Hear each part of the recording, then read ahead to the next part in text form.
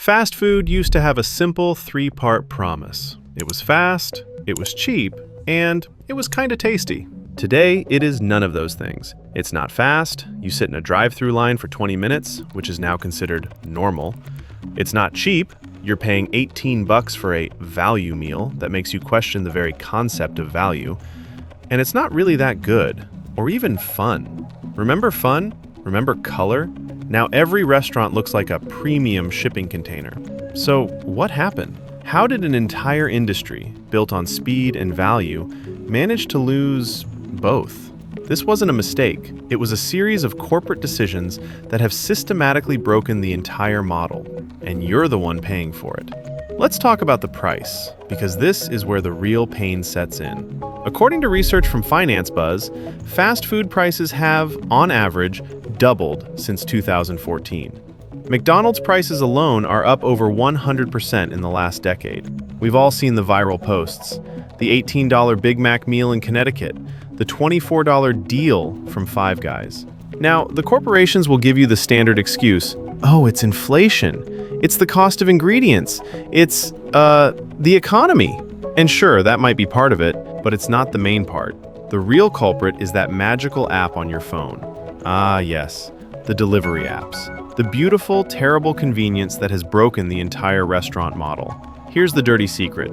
Those apps, like DoorDash and Uber Eats, can charge a restaurant a commission of 20, 25, or even 30% on every single order.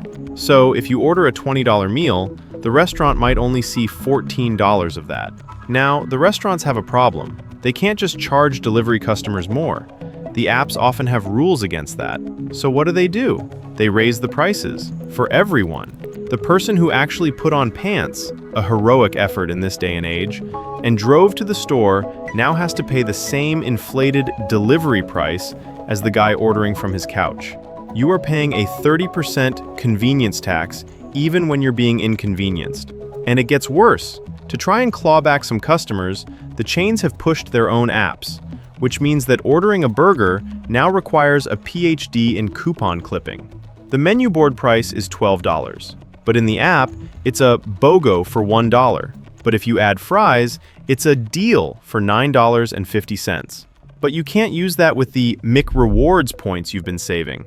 It's a nightmare. They've turned a 60-second transaction into a high-stress puzzle that makes you feel like you're being scammed no matter what you choose. So, okay, the cheap is gone. It's officially a luxury item, but it's called fast food for a reason.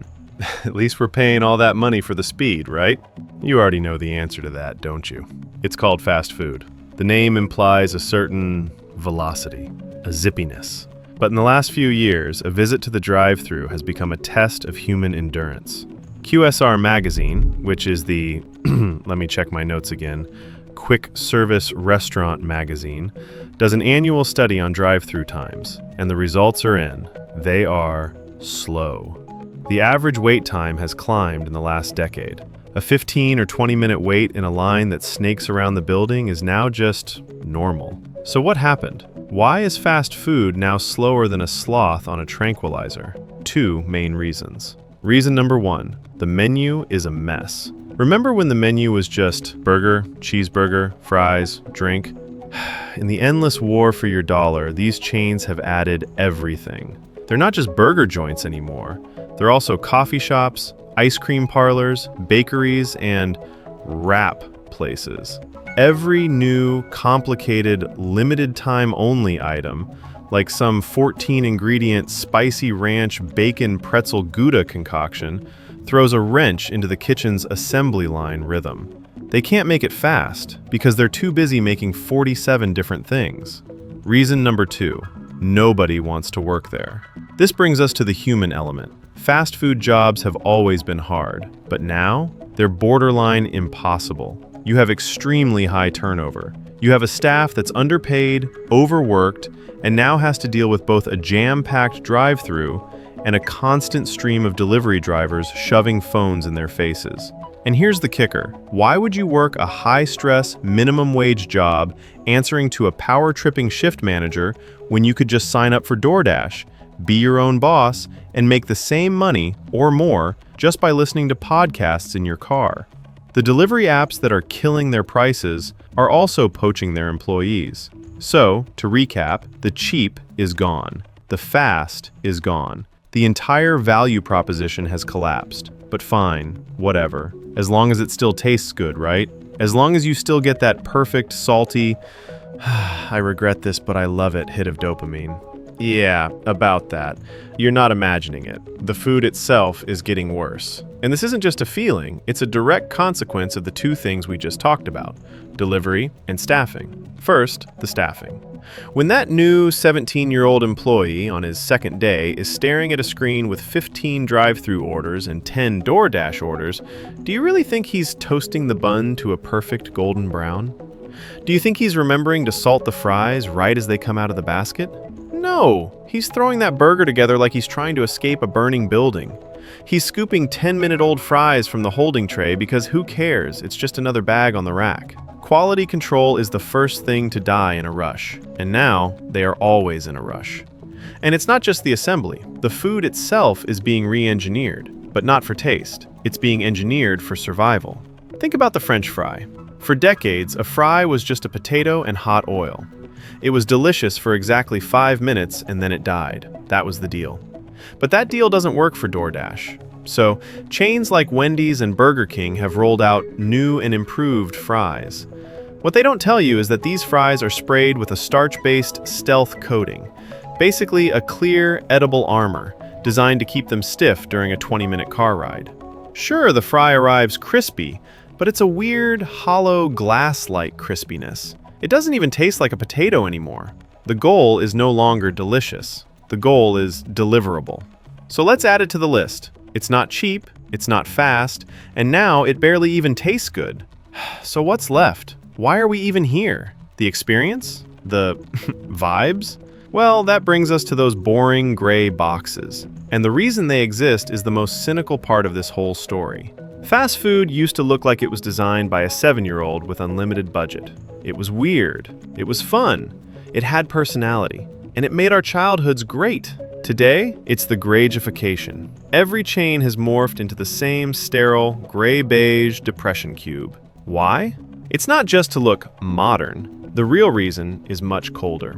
Ray Kroc, the founder of McDonald's, famously said, "We're not in the hamburger business. We are in the real estate business." See, a building shaped like a giant red hat is a terrible real estate investment. If that Pizza Hut goes bust, who are you going to rent it to? A trapezoid-themed dentist? But a gray box? A gray box is a liquid asset. If the burger joint fails, the landlord can peel the sticker off the window and lease it to a T-Mobile or a bank the next day. They killed the fun because fun is hard to resell. So, the value and speed is dead, the food is mummified, and the buildings are just assets waiting to be flipped. And the craziest part? This new soulless business model is actually starting to backfire. For decades, fast food was considered recession-proof. The logic was simple. When times get tough, people don't stop eating out. They just trade down. They ditch the $50 steak dinner for a $10 Big Mac meal. Not anymore. We are officially in what analysts are calling the mick-recession. For the first time in history, fast food has become so expensive that it is no longer the cheap option. The core, low-income customer, the one the entire industry was built on, is being priced out.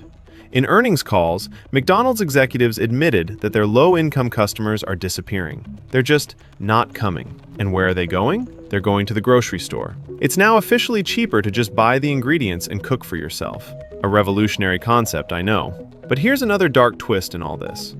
As their budgets are ballooning, more people are making food at home or even skipping out on meals altogether.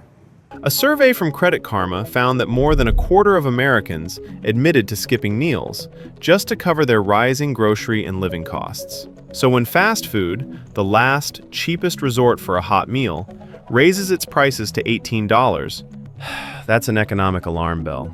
It's a sign that the bottom has fallen out. So, here we are. The fun, tasty, and cheap fast food of our childhood is gone. They optimize the business so hard, they optimize the customer right out of the equation. So, what's the solution? How do we get the good old days back? You can't. But the truth is, the only way to protest this, the only way to force these billion-dollar giants to remember their purpose, is to just stop going. They will only change when we walk away.